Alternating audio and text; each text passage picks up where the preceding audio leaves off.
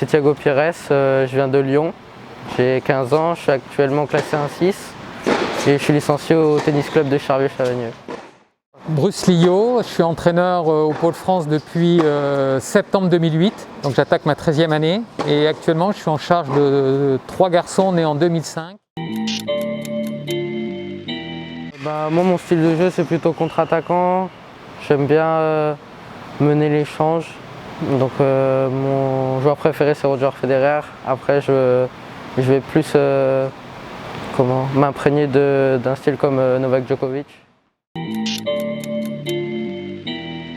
Alors par rapport à ces tranches d'âge-là, ce qui me paraît très important déjà, c'est développer une technique non limitante pour le futur. Donc ça c'est quelque chose d'important. Alors une technique non limitante, c'est qu'ils puissent après développer et jouer toutes sortes de coups sans avoir une lacune qui les empêche de jouer ces coups-là.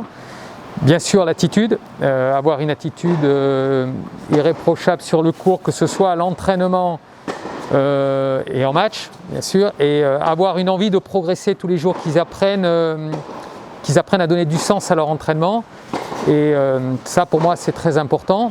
Après bien sûr il y a le secteur physique qui se développe, alors ça c'est avec le préparateur physique qui développe un physique complet.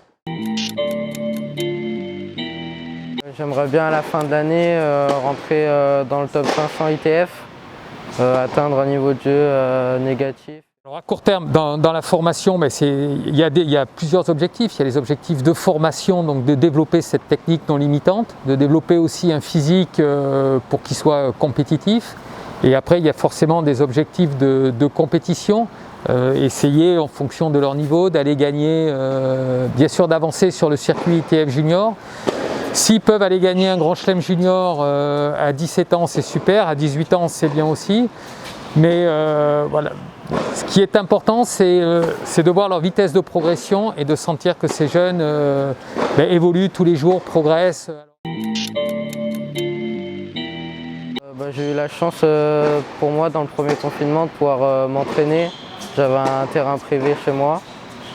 Donc j'ai pu m'entraîner tennistiquement et on avait donc tout un programme physique.